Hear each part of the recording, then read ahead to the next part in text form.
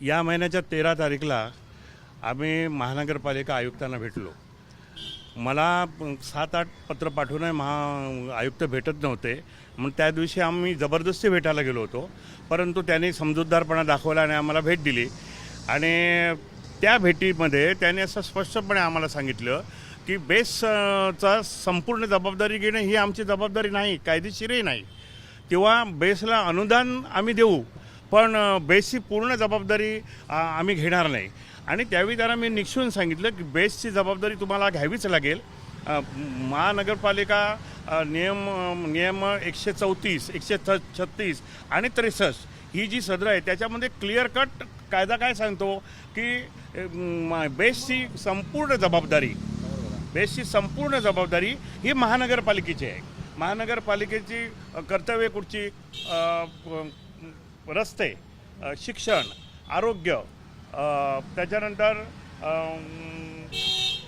आणि कुठची या वाहतूक, हे सार्वजनिक वाहतूक ही महानगरपालिकेचीच जबाबदारी आहे. असं असताना फक्त मुंबई महानगरपालिका, या महाराष्ट्रातली, या देशातल्या सगळ्या महानगरपालिका या सगळ्या जबाबदाऱ्या पार पडत आहेत. सार्वजनिक आरोग्याची जबाबदारी पार पडली जाते, रस्ते बनले जातात सगळं. पण ही जी सार्वजनिक व्यवस्था जी बेसने निर्माण केलेली आहे त्या ठिकाणी मात्र हात आखडता घेतला जातो आहे. आणि 1888चा महानगरपालिका कायदा असं सांगतो आहे की कोणत्याही परिस्थितीमध्ये बेसला संपूर्णपणे उभं करण्याचं काम महानगरपालिकेलाच करावं लागेल. सागरी सेतू बांधणं ही जबाबदारी महानगरपालिकेची नाही. त्याच्या ठिकाणी महानगरपालिका तिथे कोणाच्या तरी सल्ल्याने पैसा खर्च करते.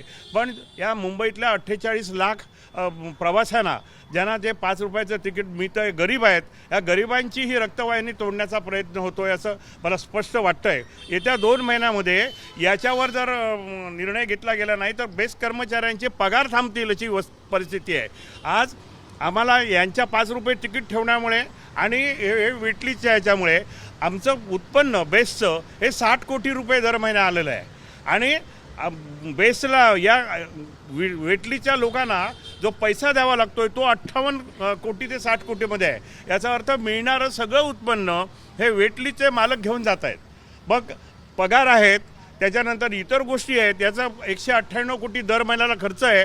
हा खर्च सध्या तरी बेस 200 कोटी रुपये दर महिन्याला कर्ज काढते बँकांचं आणि ही बेस ढकलण्याचा प्रयत्न येतो. याचा अर्थ असा होतो आहे की जर सरकारने याच्यामध्ये लक्ष घातलं नाही तर गरिबांची ही बेस वाचवणं अशक्य होईल. 2 महिन्यामध्ये नंतर लोकांचे पगारही मिळणार नाही अशी परिस्थिती निर्माण केलेली आहे. याला संपूर्ण हे सरकारने करार करतानाच लिहिलेलं आहे की 4000 बसेस आम्ही बेसच्या ठेवू.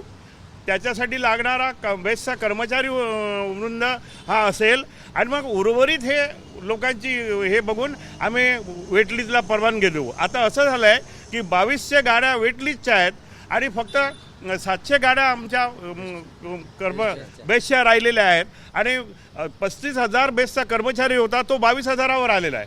मागच्या 8-10 वर्षामध्ये रिटायर झालेल्या एकाही कर्मचाऱ्याच्या ठिकाणी दुसरा कर्मचारी घेण्यात आलेला नाही.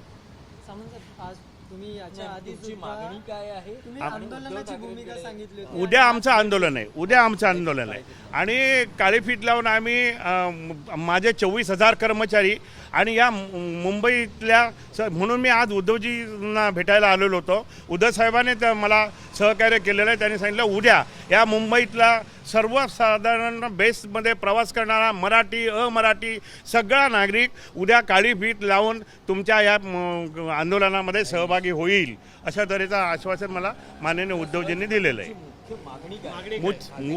हे आंदोलन करण्याच्या पाठीमागे हे खाजगीकरण थांबवा ताबडतोब. 4000 बसेस बेसच्या मालकीच्या आता 1300 बसेस येत आहेत म्हणून मुख्यमंत्र्यांनी नागपूरला निवेदन केलं आहे. पण ते कोणाचे आहेत, कोणाकडे जाणार त्या बसेस? त्या बसेस बेसकडे आल्या पाहिजेत, बेसच्या मालकीच्या झाल्या पाहिजेत. कारण केंद्र सरकार 75%, महाराष्ट्र सरकार 10% आणि महानगरपालिका 5% म्हणजे 90% जी सबसिडी आहे त्या गाडीची ही सरकार देतं आहे. मग ते तिराईत माणसाची त्याला मालकी न करता बेसच्या स्वतःच्या मालकीच्या ह्या गाड्या आल्या पाहिजे असं आमचं हे कायमस्वरूपी आलं पाहिजे. याच्यासाठी उद्याचा हे आहे त्या एवढ्या 4,000साठी आता 2200 स्टाफ परवडणार नाही 22,000चा. त्या जवळजवळ 35,000 कर्मचारी. मग ते आपण कर्मचाऱ्यांच्या रिटायर कर्मचाऱ्यांच्या मुलांना घ्या. हे वेटलिस्टमध्ये 5-5, 6-6 वर्ष काम करणारे जे चांगले कामगार आहेत त्यांना घ्या, सामावून घ्या. आणि 4,000 बसेस जर सध्या जरी आणल्या, त्या 1,300 बसेस येत आहेत त्या बेसच्या मालकीच्या आल्या पाहिजे असं आम्ही मुख्यमंत्र्यांना पत्र पाठवलं आहे. आणि मुख्यमंत्र्यांना येत्या आठवड्यामध्ये आम्ही भेटणार आहोत आणि सांगणार आहोत ह्या गरिबांसाठी, या 48 लाख लोकांसाठी ही बेस वाचवणं हे महाराष्ट्र सरकारचं आद्य कर्तव्य आहे.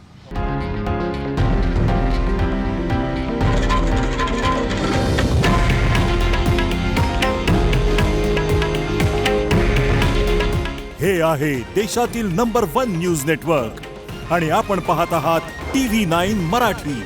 काळजी तुमची, हित महाराष्ट्राचं.